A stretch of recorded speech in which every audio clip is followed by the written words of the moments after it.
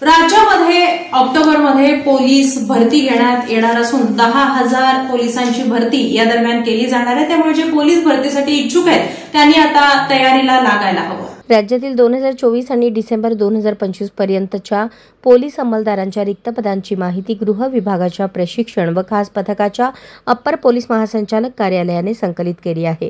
आता ऑक्टोबरमध्ये भरतीला सुरुवात होणार असून पदभरतीच्या मान्यतेसाठी गृह विभागाला प्रस्ताव सादर केला आहे। सुरुवातीला मैदानी आणि त्यानंतर मुंबई वगळता राज्यभरात एकाच वेळी लेखी परीक्षा घेतली जाणार आहे। राज्याची वाढती लोकसंख्या, शहरांचा होणारा विस्तार, गुन्ह्यांचे वाढलेले प्रमाण या पार्श्वभूमीवर अनेक पोलीस अधीक्षक, पोलीस आयुक्तांनी नव्या पोलीस ठाण्यांचे प्रस्ताव गृह विभागाकडे सादर केले, मात्र अजूनही त्या संदर्भातील निर्णय झालेला नाही। दुसरीकडे सण उत्सव, आरक्षणासह विविध मुद्द्यांवरून होणाऱ्या आंदोलनांमध्ये देखील वाढ झाली आहे। या पार्श्वभूमीवर हेड कॉन्स्टेबल व अधिकाऱ्यांना गुन्ह्यांचा तपास वेळेत करण्यास अडचणी येत आहेत।